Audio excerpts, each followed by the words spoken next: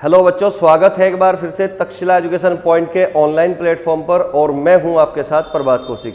तो बच्चों, हमारी जो आज की क्लास होगी ये क्लास नंबर 8वीं होगी और इससे पहले हमारी जो 7वीं क्लास थी उसमें हमने शुरू कर दिया था कि किसी भी संख्या को पूर्ण वर्ग बनाने के लिए उस संख्या में हम कितना जोड़े या फिर कितना घटाए। तो उसके जो कंसेप्ट था बेटा हमने उसमें चर्चा कर ली थी और आपको मैंने 3 कंसेप्ट यानी कि जो एलिमिनेशन मेथड वाला था और एक बेसिक मेथड आपको सिखाया था। ठीक है, तो आज उसी क्लास को हम कंटिन्यू करेंगे क्लास नंबर 8 में। और आज का जो क्वेश्चन होगा बेटा क्वेश्चन नंबर 50, क्योंकि इससे पहले हमने टोटल जो है इसमें 49 क्वेश्चन सॉल्व कर लिए। ठीक है, और मुझे उम्मीद है बच्चों आपको चीजें बिल्कुल अच्छे से समझ में आ रही होगी। ठीक है, तो चलिए बच्चों आज शुरू करते हैं क्वेश्चन नंबर 50 से 50 से। ठीक है, तो क्वेश्चन में लिखा हुआ है बेटा 7,46,84,160 में छोटी से छोटी क्या संख्या जोड़ी जाए कि योगफल एक पूर्ण वर्ग हो। ऑप्शन है हमारे सामने 1, 4, 6 और 9। तो एक बार फिर से हम पिछले ही कंसेप्ट को थोड़ा सा समझने का प्रयास करेंगे। ठीक है बेटा, तो एक तो मैंने आपको बताया था यूनिट डिजिट वाला, ठीक है ना, यूनिट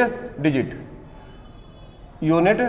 और यूनिट डिजिट में मैंने कहा था कि किसी भी संख्या में जब हम कोई अंक जोड़ते हैं या कोई संख्या जोड़ते हैं तो उस संख्या का यूनिट डिजिट कभी भी 2, 3, 7 व 8 नहीं बनेगा। न तो कभी 2 बनेगा, न कभी 3 बनेगा, न कभी 7 बनेगा और न कभी 8 बनेगा। 2, 3, 7 व 8 अगर इनमें से कोई भी यूनिट डिजिट किसी परफेक्ट स्क्वायर नंबर का, किसी पूर्ण वर्ग संख्या का परफेक्ट स्क्वायर नंबर का यूनिट डिजिट अगर गलती से भी 2, 3, 7, 8 आया जोड़ने अथवा घटाने पर, तो इस बात का मतलब ये होगा कि वो संख्या कभी भी पूर्ण वर्ग संख्या नहीं है, परफेक्ट स्क्वायर नंबर नहीं है। क्योंकि किसी भी परफेक्ट स्क्वायर नंबर का इकाई अंक कभी भी 2, 3, 7 व 8 नहीं बनना चाहिए। ठीक है बेटा, चलिएगा। तो एक पॉइंट ये बताया था मैंने और दूसरा पॉइंट मैंने बताया था लास्ट टू डिजिट यानी कि किसी भी परफेक्ट स्क्वायर नंबर पूर्ण वर्ग संख्या का लास्ट की 2 डिजिट हमेशा 1 से 25 तक के वर्ग के बीच में लाई करेगी। अगर ऐसा नहीं है तो इसका मतलब वो संख्या पूर्ण वर्ग संख्या नहीं है। 1 से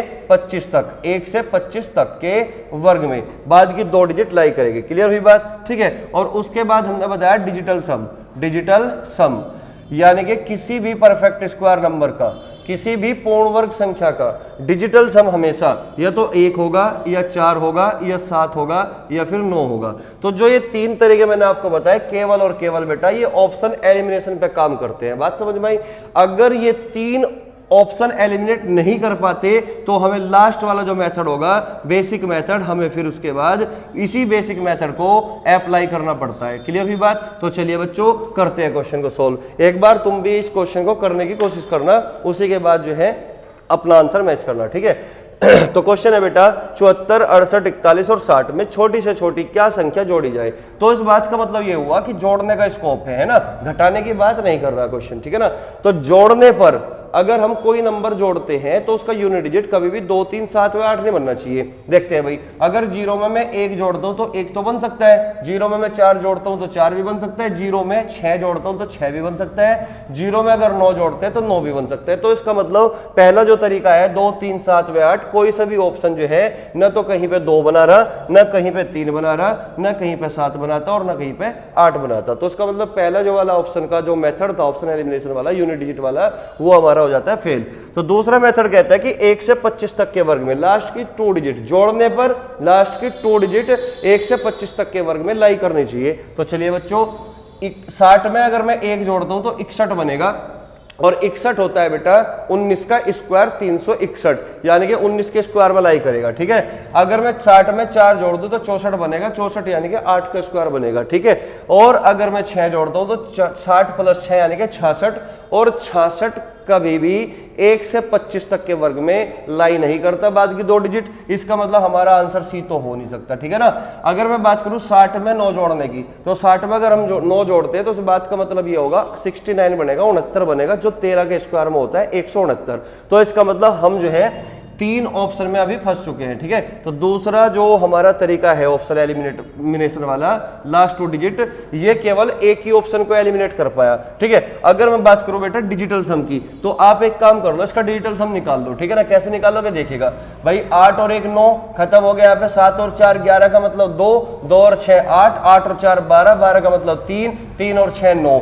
तो इसका डिजिटल सम कितना आया, 9 आया। अब यहाँ पे देखते हैं 9 में 1 जोड़ दो कि 10 बनेगा, और 10 का मतलब क्या होगा बेटा, 1 होगा, और डिजिटल सम 1 हो सकता है, तो इसका मतलब ये आंसर हो सकता है। ठीक है, अगर मैं इसमें 9 में 4 जोड़ दूं, 9 तो हटाई दो, चाहे 4 बचा लो, ठीक है ना, तो डिजिटल सम 4 भी हो सकता है, क्योंकि 9 का मतलब भी एलिमिनेट हो गया, तो डिजिटल सम हमारा 4 ही कहलाया, और 4 जो है हो सकता है। ठीक है, अगर मैं ये 9 हटा दूं तो ये 9 बचेगा, तो 9 का मतलब डिजिटल सम 9 भी हो सकता है। तो इस बात का मतलब ये हुआ बेटा कि हमारे जो 3 तरीके हैं ना, तीनों के तीनों तरीके अप्लाई करने के बाद हम केवल एक ही ऑप्शन एलिमिनेट कर पाए, तो इस बात का मतलब ये होगा कि हमें बेसिक मेथड से ही जाना पड़ेगा। ठीक है, चलिएगा तो करते हैं भाई शुरू। बेसिक मेथड से किस तरीके से करेंगे देखते हैं।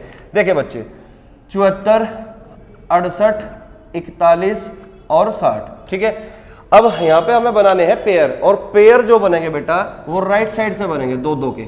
ठीक है ना, तो इस तरीके से हमने पेयर बना लिया, और पेयर बनाने के बाद हम इसको सॉल्व करेंगे। ठीक है बच्चों, चलिएगा तो इस तरीके से अब हमें सॉल्व करना है। तो पूर्ण वर्ग में हमें बाहर नहीं चलानी है, स्क्वायर के फॉर्म में। ठीक है, वो मैं पहले ही बता चुका हूं आपको। तो 8 का स्क्वायर होगा 64, 9 का स्क्वायर होगा बेटा 81, 81 74 से ज्यादा होगा, तो 8 का स्क्वायर यानी कि 8 8 64, तो यहाँ पे आ गया 8 8 8 64। क्लियर हुई बात। तो यहां से घटा दोगे कितना बचेगा बेटा, 10 बचेगा, और इसको जोड़ के लिखना है 16 आ गया। बात समझ में आई। अब अगला जो पेयर होगा वो 68 पूरा का पूरा आपने उतार लिया, तो 16 छिक्कम 96, 16 7 112 ज्यादा होगा, तो 6 की चलेगी, तो 6 की चला लो बेटा, 6 की। ठीक है ना, तो 6 छंग 36 का 6 का हासिल 3, 6 छंग 36 और 3 39 का 9 का हासिल 3, 6 एकम 6 और 3 9। ठीक है ना, अब घटा के लिख दो, 8 में से 6 घटा दोगे 2, 16 में से 9 गए 7, और 9 में से 9 गए 0। ठीक है, और यहाँ जोड़ के लिखोगे 6 और 6 12, यहाँ पे आ गया 172। बात समझ में आई। अब 72 पे तो चलेगी नहीं बेटा, अगला पेयर उतारोगे पूरा 41 को, तो पूरा पेयर उतार लिया 41 का। ठीक है, 17 के मारने चलाओ, 17 चौका 68, 17 पंजे 85 ज्यादा हो जाएगी, तो 4 की चला लो। ठीक है, 4 की, तो 4 की जब चलाओगे तो 4 चौक 16 का 6 का हासिल 1, 4 दूनी 8 और 1 9, 4 सत्ते 28 का 8 का हासिल 2, 4 और 2 6, तो 11 में से 6 घटाओगे 5 बचेगा, और 13 में से 9 घटाओगे 4 बचेगा, 9 और 4 13। ठीक है ना, और यहाँ पे बचेगा बेटा 11, 11 में से 8 गए 3। ठीक है, 11 में से 6 घटाए 5, और 13 में से 9 घटाए 4, और यहाँ पे 11 में से 8 गए 3, 345। यहाँ जोड़ के लिख दोगे 4 और 4 8, 2 1728।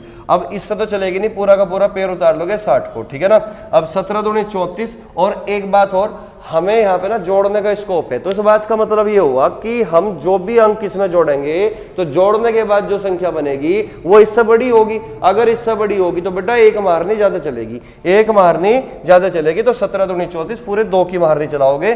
ठीक है ना, यानी कि इससे बड़ा नंबर आना चाहिए, तो 2 की मारनी चलाओ पूरा।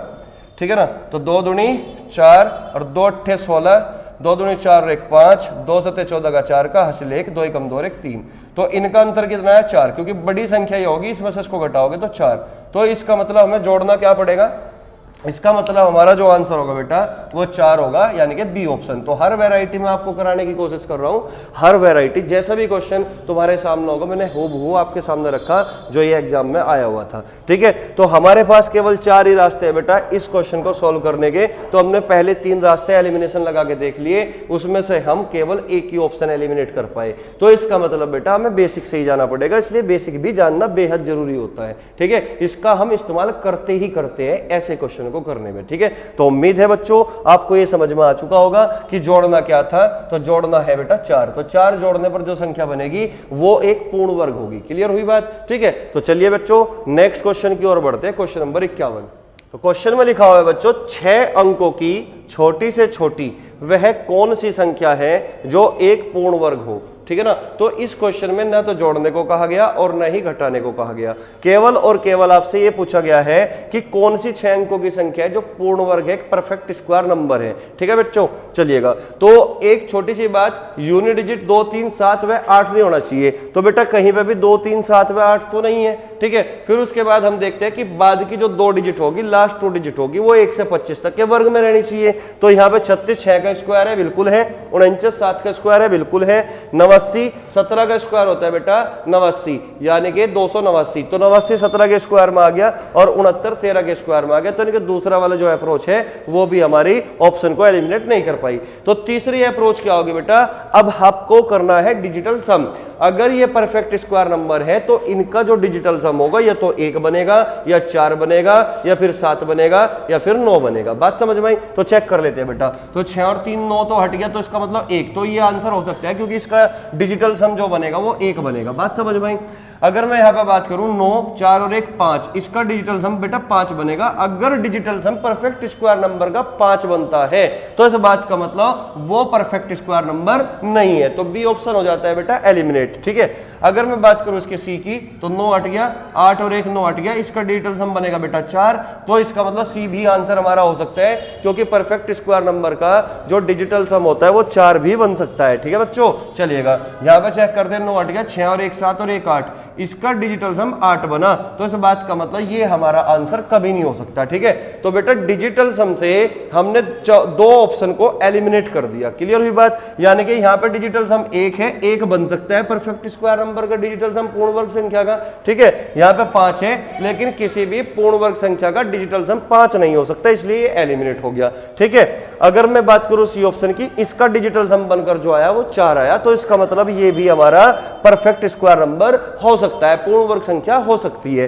ठीक है, लेकिन इसका डिजिटल सम कितना बना बेटा? 8 बना। तो कभी भी किसी परफेक्ट स्क्वायर नंबर का यानी कि पूर्ण वर्ग संख्या का डिजिटल सम 8 नहीं हो सकता और न कभी 5 हो सकता, इसलिए 2 ऑप्शन हुए एलिमिनेट। अब आंसर में हम फंसे ए ऑप्शन और सी ऑप्शन में। 2 ऑप्शन में बेटा हम फंस चुके और हमारे पास ऑप्शन एलिमिनेशन का और कोई रास्ता नहीं है। ठीक है बेटा, तो अब हमें करना क्या पड़ेगा? बेसिक से करना पड़ेगा। क्लियर हुई बात? अब हमें बिल्कुल बेसिक से जाना पड़ेगा। लेकिन ये जो नंबर आपको दिखाई दे रहा है ना, ये कभी भी किसी का पूर्ण वर्ग नहीं बन सकता, प्राकृतिक संख्या का वर्ग नहीं हो सकता, ये दिख रहा है। समझ रहे बात को? तो आंसर तो बेटा सी होगा। क्लियर हुई बात? लेकिन अगर डाटा चेंज करके सवाल आया तो फिर क्या करना है वो मैं आपको सिखाना चाहता हूं, तो इसलिए बेसिक से हमें करना पड़ेगा। ठीक है, चलिएगा। तो बेसिक मेथड लगाओगे आप, बेसिक मेथड। चलिए बच्चे, तो बेसिक मेथड 6 अंकों की छोटी से छोटी। अब क्वेश्चन में क्या बोला? 6 अंकों की छोटी से छोटी। तो 6 अंकों की छोटी से छोटी संख्या लिखोगे 1 2 3 4 5 6। 6 अंकों की छोटी से छोटी हमने यहाँ पे संख्या लिख दी। अब जो पेयर बनेगा वो राइट साइड से बनेगा बेटा 2-2 का। तो 2-2 का पेयर बना लिया आपने इस तरीके से। अब यहाँ पे एन स्क्वायर की फॉर्म में ही मारनी चलेगी। तो यहाँ पे 10 पे चलाओगे तो कितना चलेगा? 3 तिये 9, तो 3 तिये 9, तो यहां पर आया बेटा 9। बात समझ में आई? इसको जोड़ के लिखना है, 3 और 3 6, और 10 में से 9 घटाओगे कितना बचेगा? 1 बचेगा। ऊपर से उतार लिया, पूरा का पूरा पेयर 100, यानी कि पूरा बन गया 100। अब 100 पे जो मारने चलेगी वो 6 कम 6 1 की चलेगी, 61 एकम 61, 61 एकम 61। बात समझ में आई? तो कितना आया? 61। 10 में से 1 घटा दोगे 9, 9 में से 6 गए 3, यहां पे जोड़ के लिख दोगे कितना है बेटा? 62। अब 39 पे चलेगी नहीं, उतार लिया पूरा का पूरा पेयर 3900। अब यहाँ पे सोचने वाली बात ये है, इससे आगे हमें सोचना है कि क्योंकि 6 अंकों की संख्या चाहिए और छोटी से छोटी संख्या चाहिए, छोटी से छोटी संख्या चाहिए और 6 अंकों की रहनी चाहिए। अब आप मुझे एक बात बताओ, अगर मैं बेटा इसमें से 1 भी घटा दूंगा ना, इसमें से मैं 1 भी घटा दूंगा, या कितना लिखा हुआ है? इकाई, दहाई, सैकड़ा, हजार, 10,000, लाख, 1 लाख है पूरा का पूरा। अगर मैं इसमें से 1 भी घटा दूंगा ना तो बेटा ये 5 अंकों में बदल जाएगी, ये 6 अंकों में नहीं रहेगी। तो इस बात का मतलब ये हुआ घटाने का स्कोप तो यहाँ पे नहीं है, तो इसका मतलब जोड़ने का स्कोप है। अगर जोड़ने का स्कोप है तो इस बात का मतलब ये हुआ कि हमें जोड़ने पर 1 मारनी ज्यादा चलानी होती है। बात समझ में आई? तो 6 छंग 36, 39 से कम है तो 6 की नहीं चलेगी बेटा, 7 की चलेगी, 7 की। ठीक है ना, क्योंकि 1 मारनी ज्यादा चलाओगे, क्योंकि घटाने का स्कोप नहीं है। ठीक है बेटा, तो 7 7 49 का 9 का हासिल आए 4, 7 दूनी 14 और 4 आया 18, 7 छंग 42 और 1 43। ठीक है, और 10 में से 9 घटाओगे, वो इसमें से बड़ी संख्या तो ये आई ना,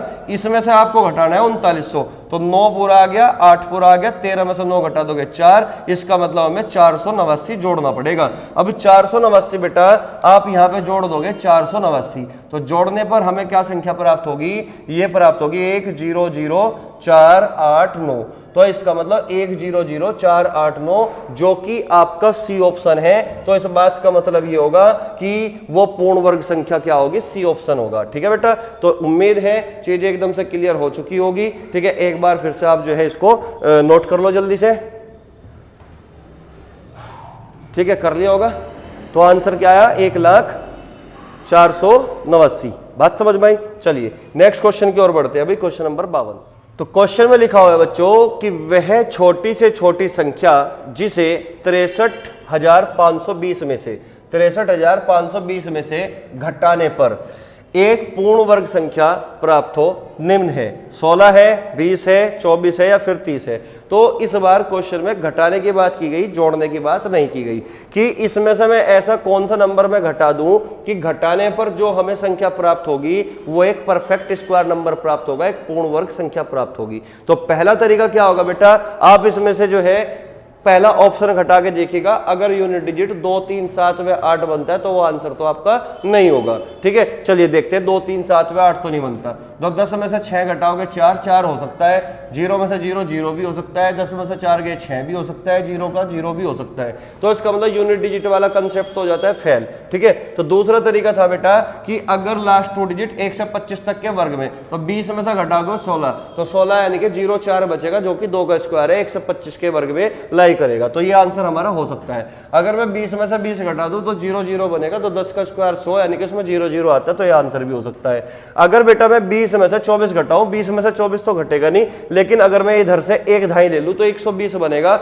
और 120 में से अगर मैं 24 घटाऊं तो कितना बचेगा, 120 में से 20 घटाओगे 100, 100 में से 4 और घटाओ 96, और 96 जो बनेगा वो क्या बनेगा बेटा, 96 14 के स्क्वायर 196। बात समझ में, तो ये आंसर भी हो सकता है।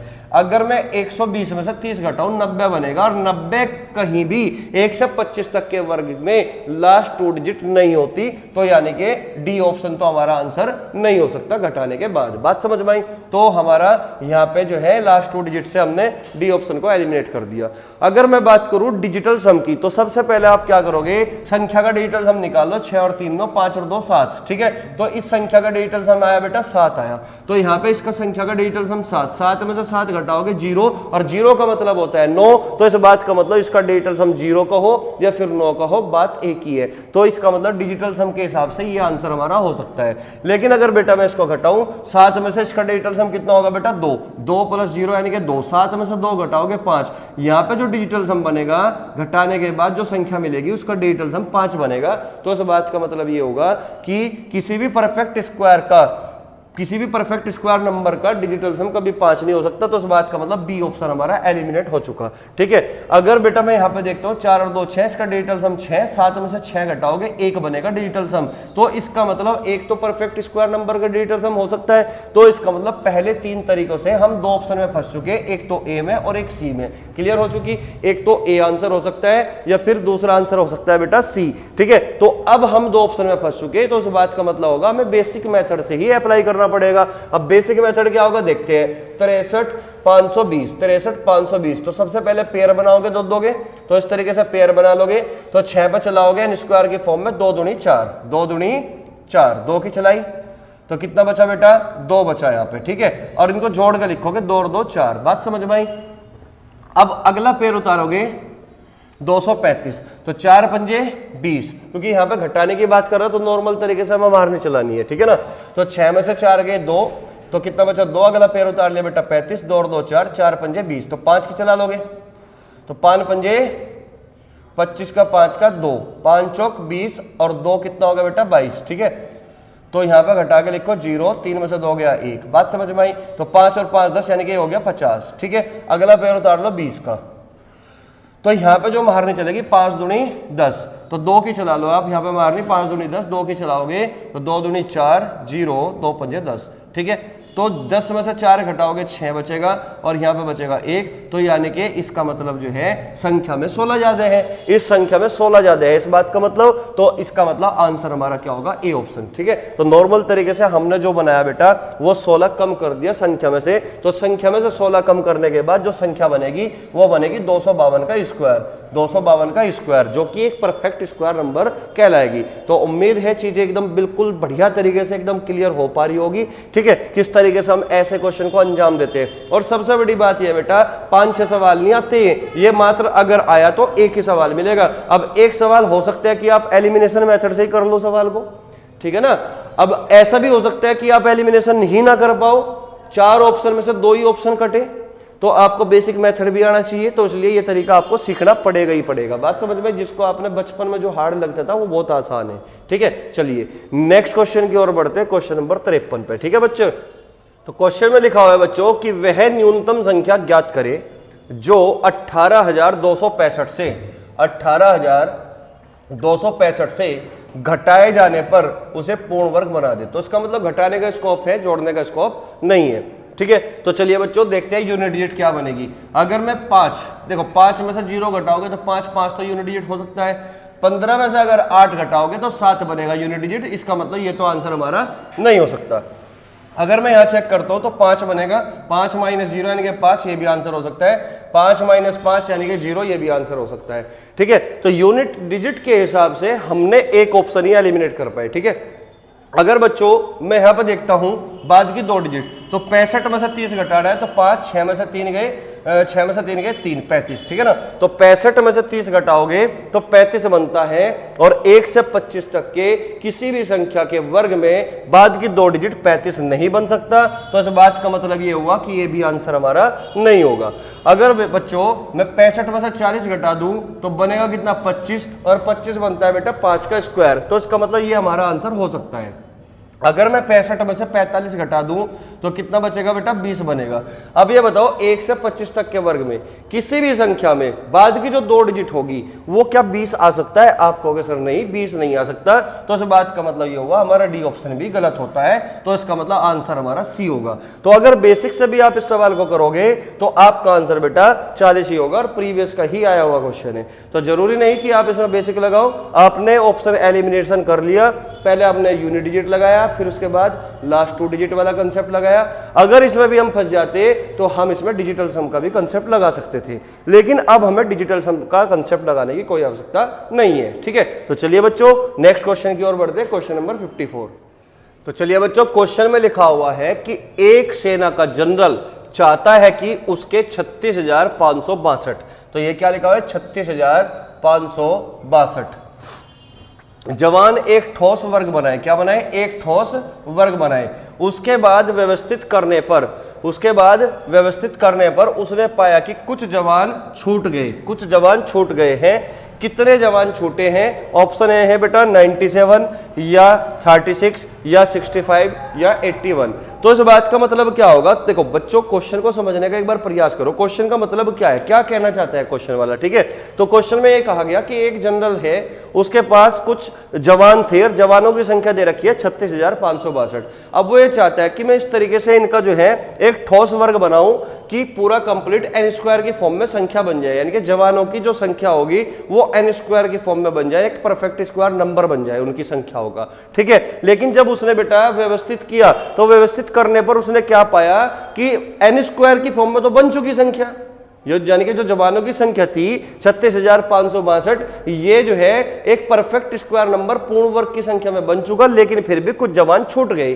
तो इस बात का मतलब ये हुआ कि 36,562 में कुछ जवान ज्यादा है। इस बात का मतलब ये हुआ अगर 36,562 से पहले ही हमारा जो नंबर है वो परफेक्ट स्क्वायर नंबर की फॉर्म में आ चुका, तो इसका मतलब इसमें जवानों की संख्या कुछ ज्यादा है और हमें बेटा यही पता करना है कि वो संख्या कितनी ज्यादा है। ठीक है ना, तो एक्स्ट्रा कितनी है इसमें। ठीक है ना, तो एक्स्ट्रा नंबर बताना है। तो इसका मतलब सवाल हमारा ये बनेगा कि 36,562 में से हम क्या घटाएं कि घटाने के बाद जो संख्या बनेगी वो एक परफेक्ट स्क्वायर नंबर बने, एक पूर्ण वर्ग संख्या बने। तो सवाल तो नॉर्मल ही था, बस इस सवाल को एक लैंग्वेज बेस्ड बना दिया, एक अलग फॉर्म बना दी सवाल की, जवान की और जनरल की, इन शब्दों का प्रयोग करके। ठीक है, केवल एग्जामिनर ने शब्दों के जाल में फंसाने की कोशिश की और सवाल में कुछ नहीं है। सवाल बिल्कुल नॉर्मल है, बेसिक है। ठीक है, क्योंकि जब ठोस वर्ग बनाए तो उसके बाद व्यवस्थित करने पर उसने पाया कि कुछ जवान छूट गए। इसका मतलब परफेक्ट स्क्वायर नंबर तो पहले ही बन चुका, पूर्ण वर्ग संख्या तो पहले ही आ चुकी।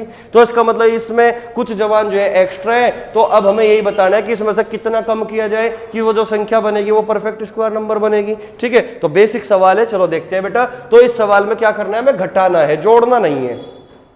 बात समझ में आई? चलिएगा, तो अगर मैं बात करूं यूनिट डिजिट की कि यहां पे 2 है, और यहाँ पे बेटा 7, तो 12 में से 7 घटा दोगे 5, तो 5 तो यूनिट डिजिट हो सकता है। वहां पे 12 में से 6 घटाओगे 6 भी यूनिट डिजिट हो सकता है। लेकिन अगर मैं 12 में से 5 घटा दूंगा तो 7 बनेगा, और 7 कभी भी परफेक्ट स्क्वायर नंबर की यूनिट डिजिट नहीं होगी, तो सी ऑप्शन हमारा एलिमिनेट हो चुका। अगर मैं 2 में से 1 घटा दूं तो 1 हमारी यूनिट डिजिट हो सकती है, बात समझ में आई। तो हमने यूनिट डिजिट वाले कंसेप्ट से सी ऑप्शन एलिमिनेट कर दिया, ठीक है। अब मैं बात करूंगा 1 से 25 तक के लास्ट 2 डिजिट वाला कंसेप्ट लगाओगे, क्लियर हुई बात। तो 62 में से तुम्हें 97 घटाना, तो 12 में से 7 गए कितना बचा 5, और 15 में से 9 गए कितना बचेगा 6, 65।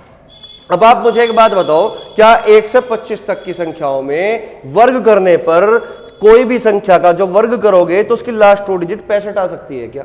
ठीक है, क्योंकि 62 में से 97 घटेगा नहीं, तो 12 में से 7 गए 5, और वहां बचेगा 6 की जगह बेटा 15, तो 15 में से घटाओगे 9 को, 15 में से 9 घटाओगे 6 बचेगा, तो 65 आना चाहिए लास्ट की 2 डिजिट। लेकिन 65 जो है 1 से 25 तक के वर्ग में नहीं आती, तो इसका मतलब ये आंसर भी हमारा खत्म हो चुका। क्लियर हुई बात। इसी प्रकार अगर मैं इसको भी घटाऊं तो 12 में से 6 गए 6, और यहां बचेगा बेटा 5, 15 में 5 में से 3 गए 2, 26, तो 26 बताओ 1 से 25 तक के वर्ग में हो सकती है क्या? आप कहोगे सर नहीं, 26 भी 1 से 25 तक के वर्ग में नहीं आती, तो इसका मतलब बी ऑप्शन भी हमारा एलिमिनेट हो चुका। तो आंसर तो बेटा हमारा डी ऑप्शन है। इसका मतलब यहां पे भी देख लो, 2 में से 1 गए 1, 16 में से 8 गए 8, तो ये क्या सी बनेगा लास्ट के 2 डिजिट, इसका मतलब डी ऑप्शन ही हमारा आंसर होगा। तो बेसिक से जाने की कोई आवश्यकता नहीं है, हमने जो 3 तरीके हमारे पास ऑप्शन एलिमिनेशन के, उसी से हम जो है अपने सवाल को हल कर सकते हैं एलिमिनेट के थ्रू। बात समझ में आई। तो जहां हमें बेसिक की जरूरत पड़ेगी केवल वहीं पे अप्लाई करना है, बाकी हम जो है ऑप्शन एलिमिनेशन पे ही काम करते हैं ऐसे सवालों में, ठीक है। तो उम्मीद है बच्चों आप जो है जो मैं आपको बताना चाहता हूं आप सीख पा रहे होंगे, ठीक है। क्वेश्चन में केवल 1 या 2 क्वेश्चन ही आपको एग्जाम में मिलेगा, 5-6 सवाल नहीं आते, तो हो सकता है इस टाइप के क्वेश्चन आए, और ये भी एग्जाम का ही पूछा हुआ क्वेश्चन है, ठीक है। तो चलिए फिर नेक्स्ट क्वेश्चन पे बढ़ते हैं, क्वेश्चन नंबर 55 पे, ठीक है बच्चों। तो बच्चों क्वेश्चन में लिखा हुआ है कि 5 अंकों की बड़ी से बड़ी वह कौन सी संख्या है जो एक पूर्ण वर्ग हो। तो सारे के सारे ऑप्शन में 5 अंकों की संख्या लिखी हुई है। अब हमें यह बताना है कि कौन सी बड़ी से बड़ी संख्या जो परफेक्ट स्क्वायर नंबर हो, ये पहचान करनी है। क्योंकि क्वेश्चन में ना तो कुछ जोड़ना है ना कुछ घटाना है, ना इसमें क्वेश्चन में कहा गया कि क्या घटाया जाए या फिर क्या जोड़ा जाए, ठीक है। तो हमें पहचान करनी है कि कौन सी संख्या ऐसी है जो 5 अंकों की है और वो परफेक्ट स्क्वायर नंबर भी हो, ठीक है। तो चलिए बच्चों देखते हैं फिर कैसे हम इस सवाल को अंजाम दे सकते हैं, ठीक है। तो सबसे पहले बेटा यूनिट डिजिट चेक कर लो, तो 9 है, हो सकता है 4 है, हो सकता है 6 है, हो सकता है 6 है, हो सकता है, क्योंकि 2, 3, 7 व 8 नहीं होना चाहिए बस, बाकी 9 भी हो सकता है, 4 भी हो सकता है, 6 भी हो सकता है, और ये यहाँ पे 6 भी हो सकता है। बात समझ में आई, ठीक है। चलिएगा अब यहाँ पे यूनिट डिजिट वाले कंसेप्ट से मैं एक भी ऑप्शन एलिमिनेट नहीं कर पाया, तो बाद की 2 डिजिट लास्ट 2 डिजिट पर काम करते हैं। तो मुझे बताओ 99 जो है 1 से 25 तक के वर्ग में आती है क्या? आप कहोगे सर नहीं आती, तो इसका मतलब आंसर ए ऑप्शन तो नहीं हो सकता, ठीक है बच्चों। चलिएगा अब ये बताओ बाद की 2 डिजिट है 64, 64 8 का स्क्वायर है, हो सकता है। 76 देखते हैं, 76 24 का स्क्वायर 576 होता है बच्चों, 24 का स्क्वायर कितना होता है 576 होता है, तो इसका मतलब यहाँ पे 76 है, तो ये भी हो सकता है। 56 16 का स्क्वायर 256, तो इसका मतलब 16 के स्क्वायर में आता है 56, तो इसका मतलब ये भी आंसर हो सकता है। तो बेटा अब लास्ट 2 डिजिट से मैं एक भी ऑप्शन एलिमिनेट नहीं कर पाया। अब हमें करना क्या होगा, अब हमें डिजिटल सम पे वर्क करना पड़ेगा। बात समझ भाई।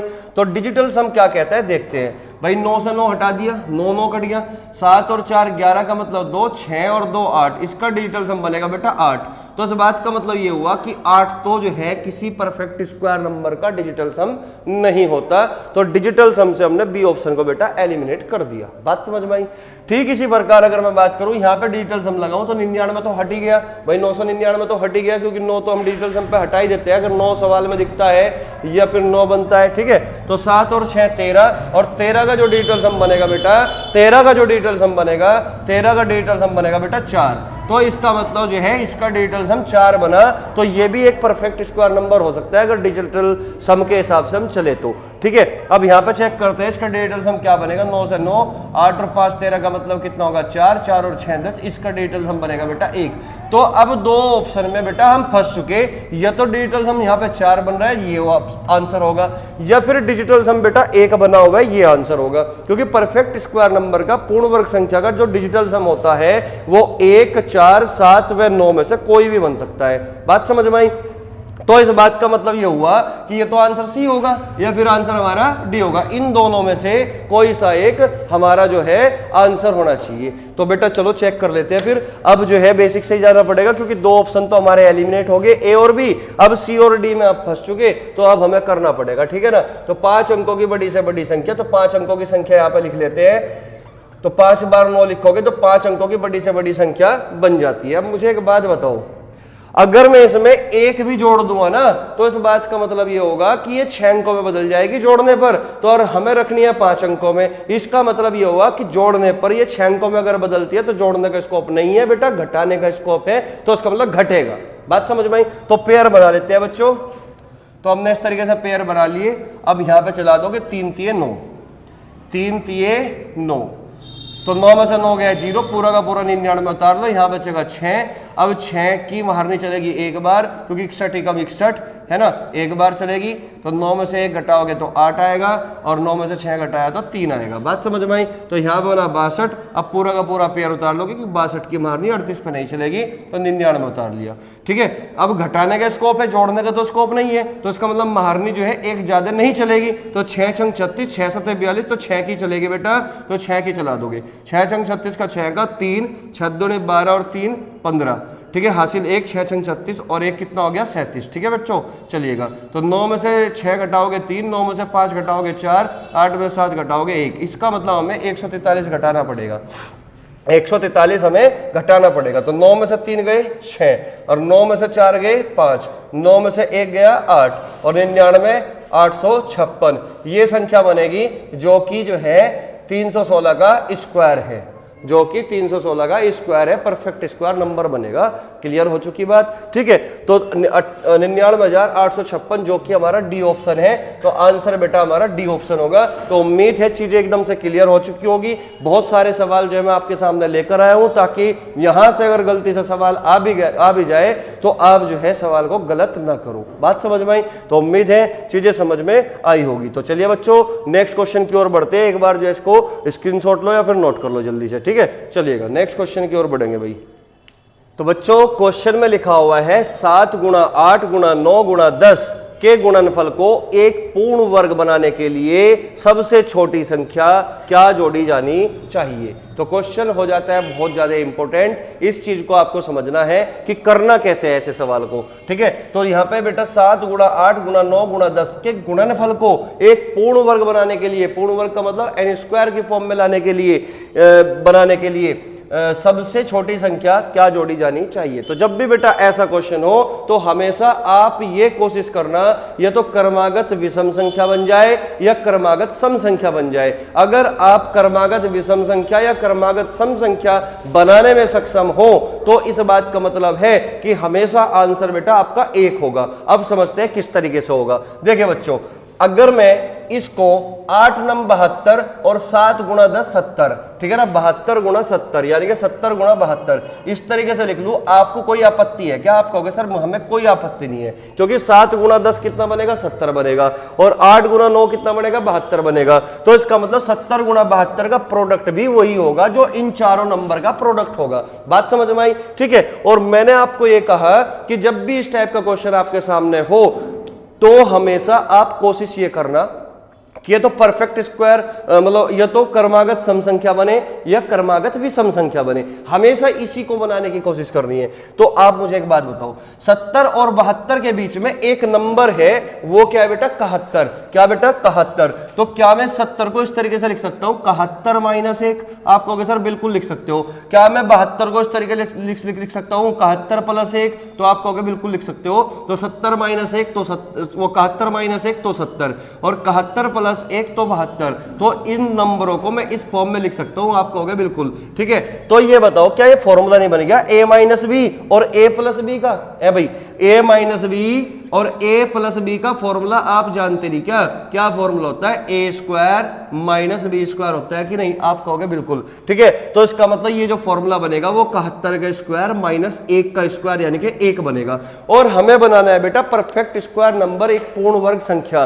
तो इस बात का मतलब ये हुआ कि अगर मैं इसमें 1 जोड़ दूं तो 1 से 1 कटेगा। अगर मैं इसमें 1 जोड़ दूं तो 1 से 1 कटेगा और कटने के बाद जो संख्या बचेगी बेटा वो 71 का स्क्वायर बनेगी और जो कि एक पूर्ण वर्ग संख्या कहलाएगी। तो इसका मतलब आंसर बेटा हमेशा 1 होगा, जो कि आपका बी ऑप्शन होगा। और क्वेश्चन में यही तो कहा गया कि इसमें क्या जोड़ा जाए, तो क्या जोड़ा गया, छोटी से छोटी संख्या क्या जोड़ी जानी चाहिए, तो हमेशा बेटा 1 बनेगा। जब भी इस टाइप का क्वेश्चन हो तो आपको हमेशा क्रमागत सम संख्या या फिर क्रमागत विषम संख्या के रूप में संख्या को लिख लेना है। अगर ऐसा लिखने में आप सक्षम हो तो आंख बंद करके 1 पर आंसर मार दियो, क्योंकि आंसर हमेशा 1 ही होगा। क्लियर हुई बात? ठीक है, चलिए अब ये चीज तो हमारा बेटा टॉपिक हो जाता है खत्म, क्योंकि हमने जो टॉपिक शुरू किया था, टॉपिक का नाम क्या था कि पूर्ण वर्ग बनाने के लिए उसमें कितना जोड़ा जाए या कितना घटाया जाए।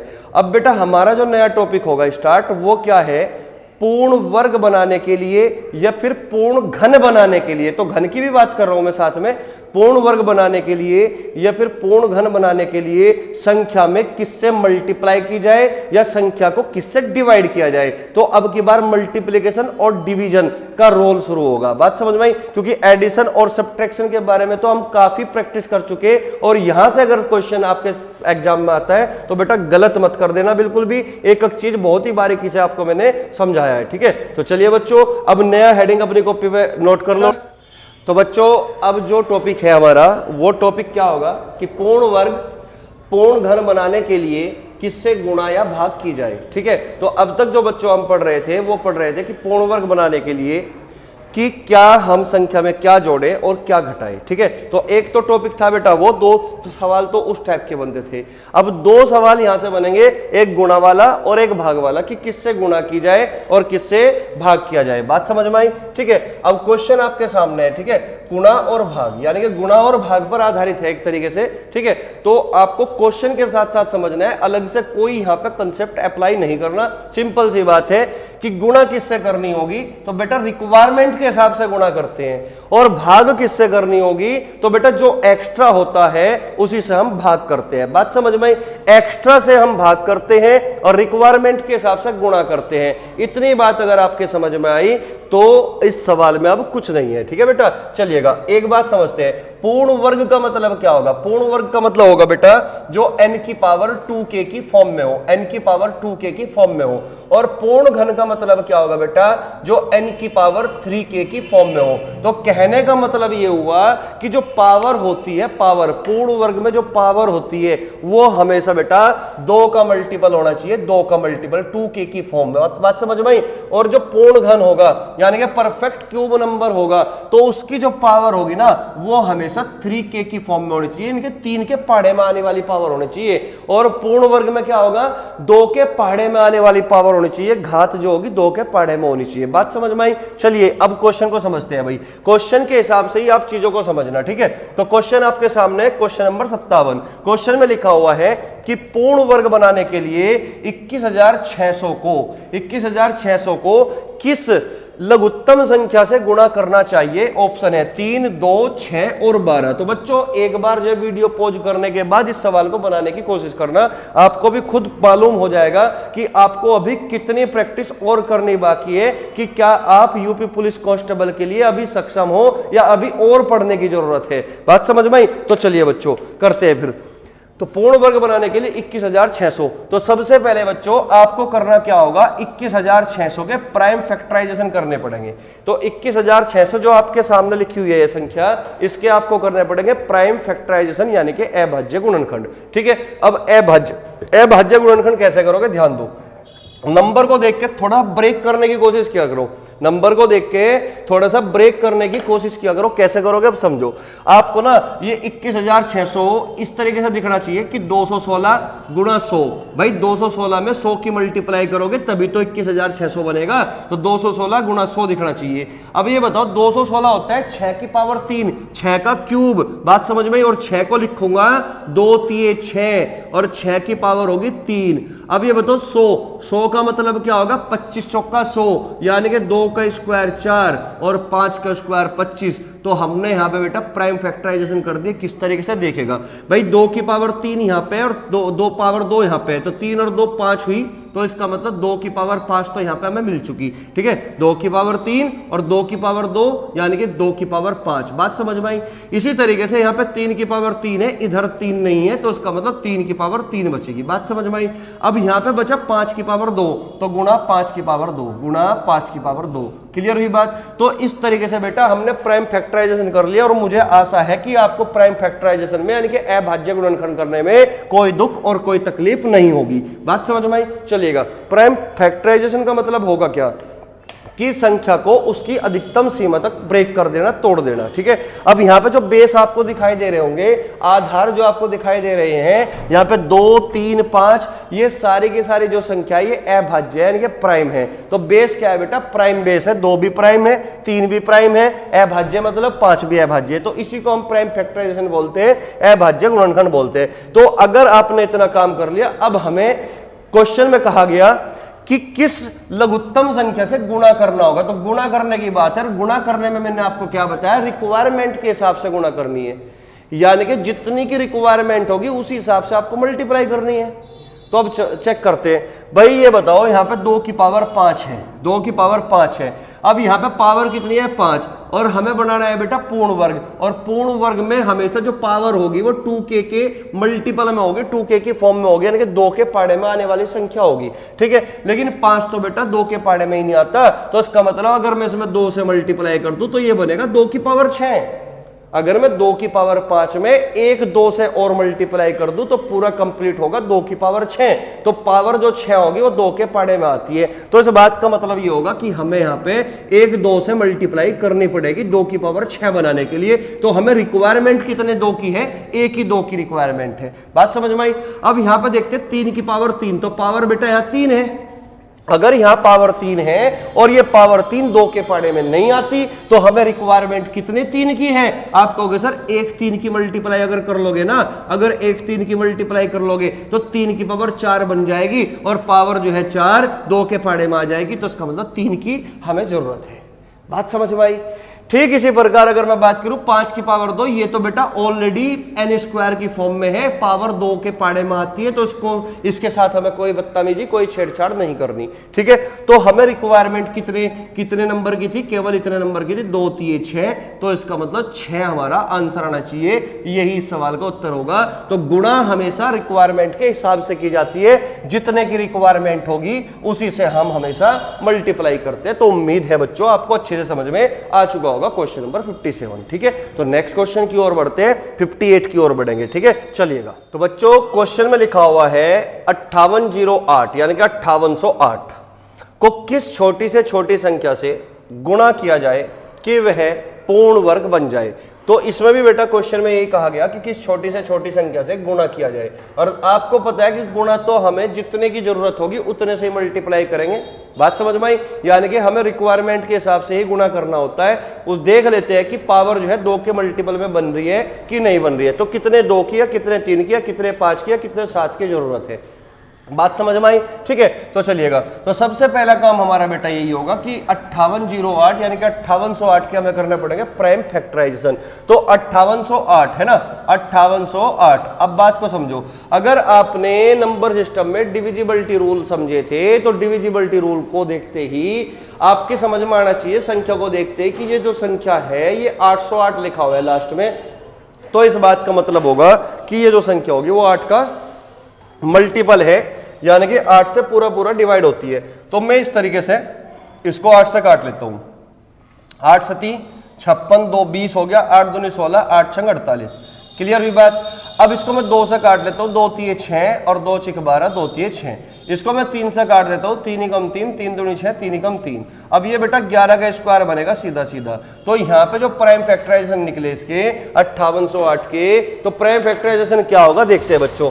तो मुझे बताओ 8 और 2, 8 दूनी 16, 16 का मतलब क्या होगा, 2 की पावर 4 नहीं होगा, आप कहोगे सर बिल्कुल।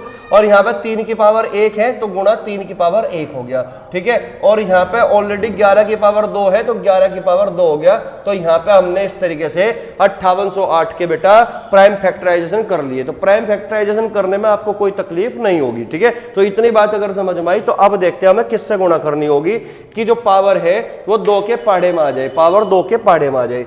तो बेटा ये पावर तो 2 के पहाड़े में ऑलरेडी है, तो इसका मतलब 2 की तो हमें मल्टीप्लाई करने की कोई आवश्यकता नहीं है। यहाँ पावर जो है 2 के पहाड़े में ऑलरेडी है, तो n स्क्वायर की फॉर्म में, यानी कि n की पावर 2k की फॉर्म में, n की पावर 2k की फॉर्म में ऑलरेडी बनी हुई है। तो इसका मतलब यहाँ पे जो 3 की पावर 1 है, तो हमें 1 3 की मल्टीप्लाई करने से हमारा फायदा ये होगा कि 3 की पावर 2 बन जाएगा, और 3 की पावर 2 का मतलब n स्क्वायर की फॉर्म में आ जाएगा। तो इसका मतलब हमें केवल और केवल जो रिक्वायरमेंट है बेटा वो केवल 1 3 की मल्टीप्लाई करने की रिक्वायरमेंट है। तो आंसर हमारा कौन सा ऑप्शन होगा बेटा? डी ऑप्शन होगा। तो उम्मीद है चीजें एकदम से क्लियर हो चुकी होगी। तो अगर क्लियर हो चुकी बेटा तो अगला क्वेश्चन आपके सामने आने वाला है, उसको एक बार बनाने की कोशिश करना वीडियो को पॉज करने के बाद।